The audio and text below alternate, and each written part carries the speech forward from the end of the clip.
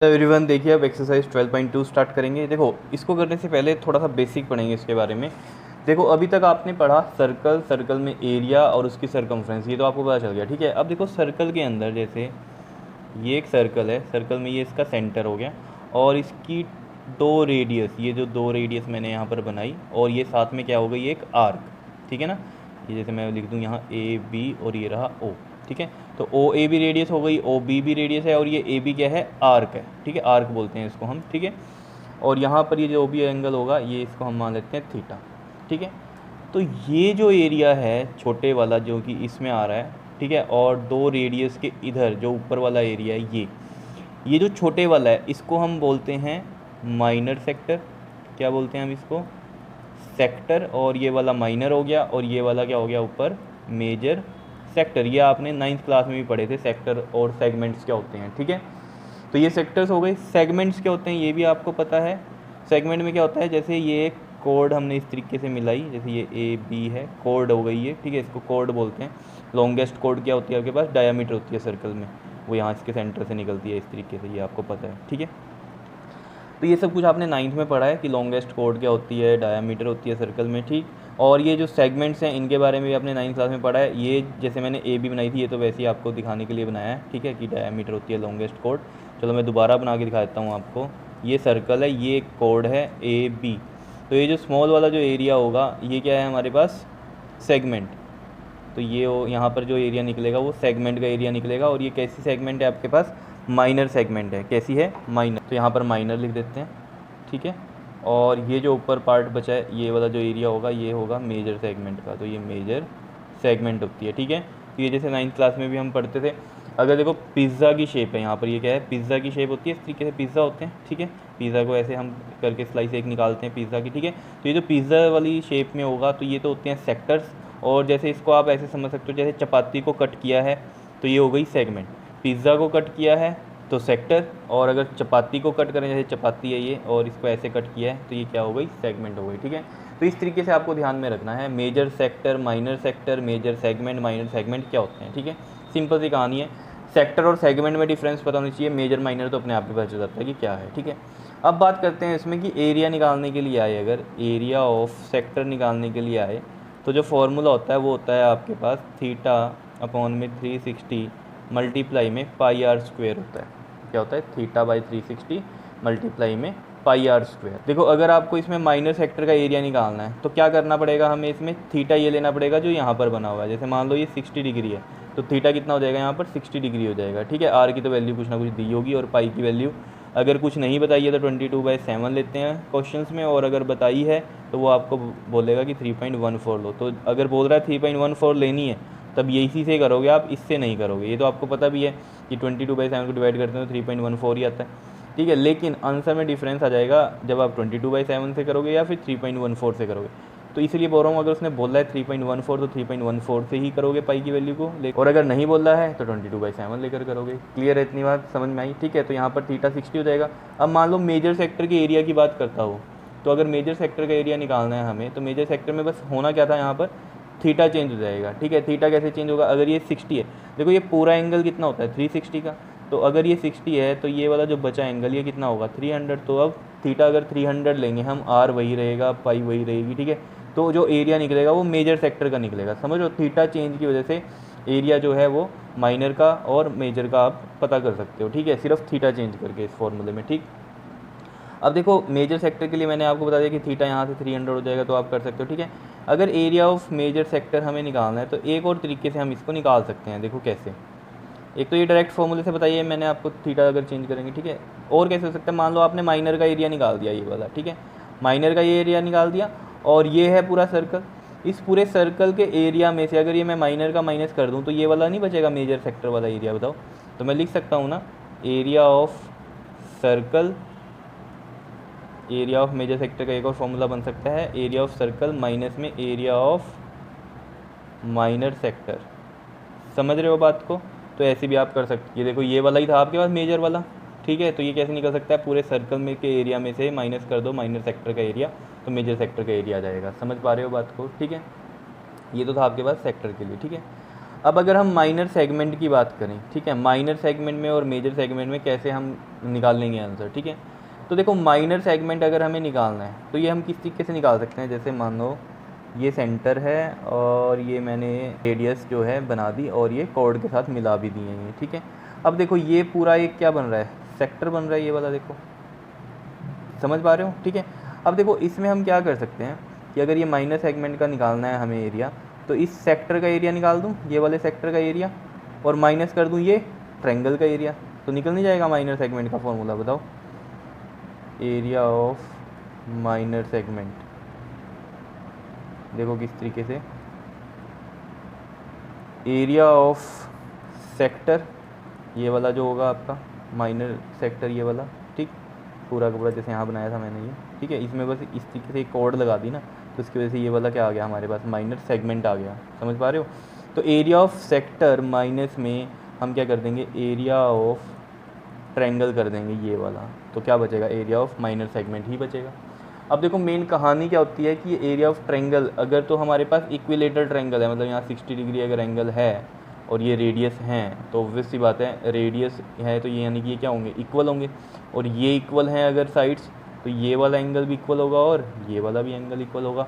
तो जब हम सोल्व करेंगे ना इसमें, ये तो 60 डिग्री गिवन है मान लो, ठीक है, तो 60 डिग्री प्लस में ये एंगल 1 ये एंगल 2, तो अगर दो साइडें इक्वल हैं तो उनके सामने के जो एंगल्स हैं वो भी क्या होते हैं, इक्वल होते हैं। आइसोसेलेस ट्रायंगल की प्रॉपर्टी होती है, ये कौन सी होती है, angle opposite to equal sides are equal. तो 60 प्लस में एंगल 1 प्लस में angle 2 is equal to 180 degree बनेगा, और एंगल 1 और 2 इक्वल हैं तो एंगल 2 की जगह भी मैं एंगल 1 रख दूँ, ठीक है। और ये देखो यहाँ पर ये 2 ऑफ एंगल 1 और 180 में से 60 माइनस करेंगे तो कितना बनेगा 120, तो एंगल 1 भी कितना आ जाएगा यहाँ से 120/2, 60 डिग्री ही आ जाएगा।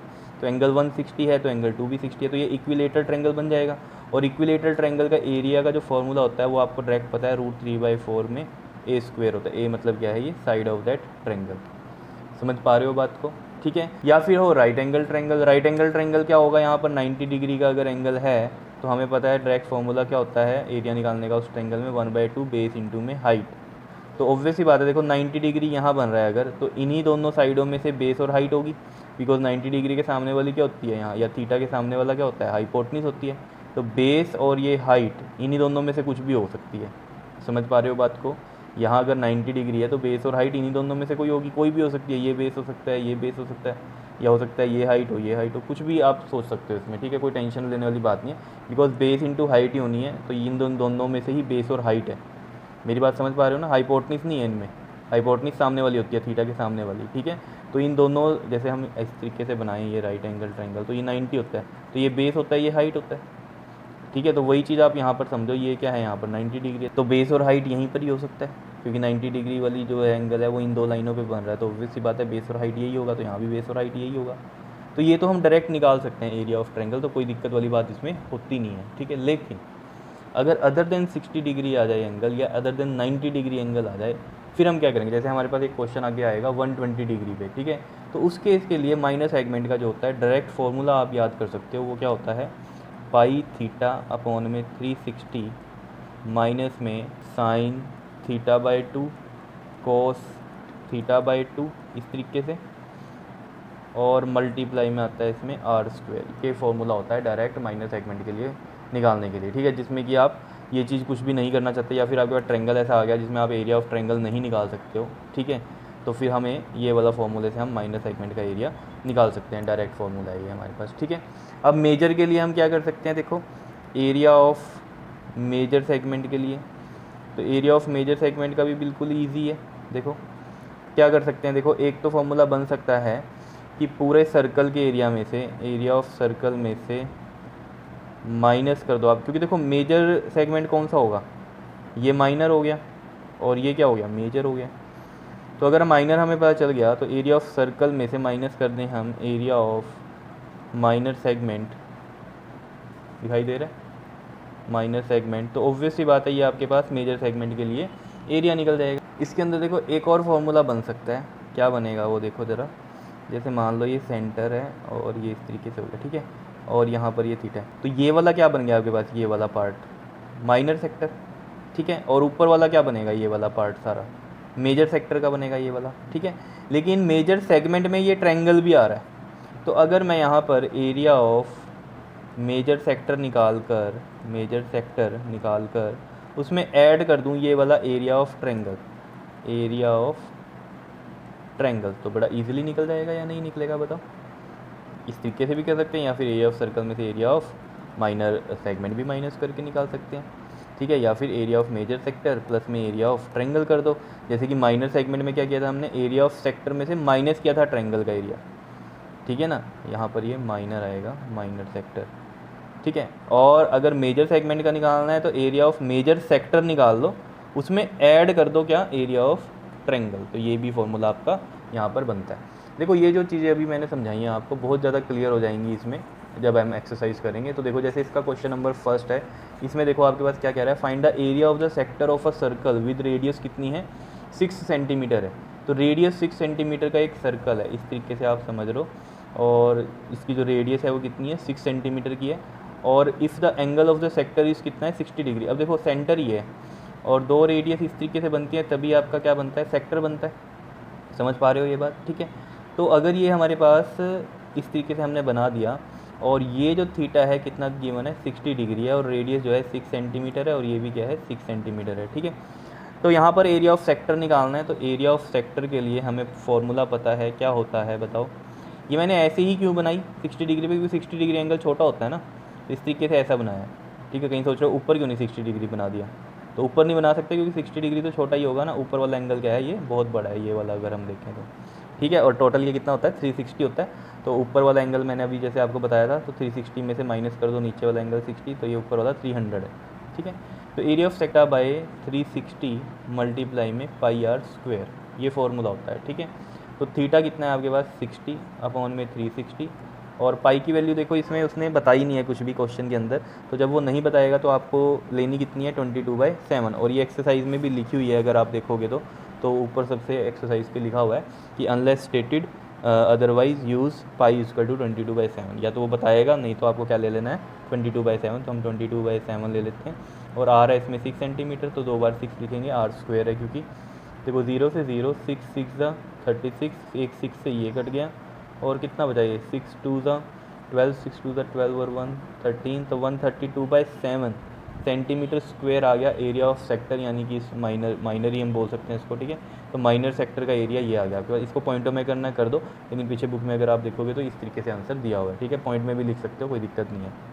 बताओ ये क्वेश्चन आया समझ में, किस तरीके से यहाँ पर एरिया ऑफ सेक्टर को निकाला गया है, ठीक है, क्लियर है। अब जैसे बेसिक में ही एक चीज़ मैं आपको यहाँ पर बताना भूल गया हूँ, देखो लेंथ ऑफ एन आर्क होती है। लेंथ ऑफ एन आर्क कैसे निकलती है, देखो जैसे यहाँ पर ये लेंथ ऑफ एन आर्क है, ये ए और ये रही बी, तो ये लेंथ ऑफ एन आर्क कैसी होगी, माइनर, और ये वाली कैसी होगी, मेजर होगी, ठीक है।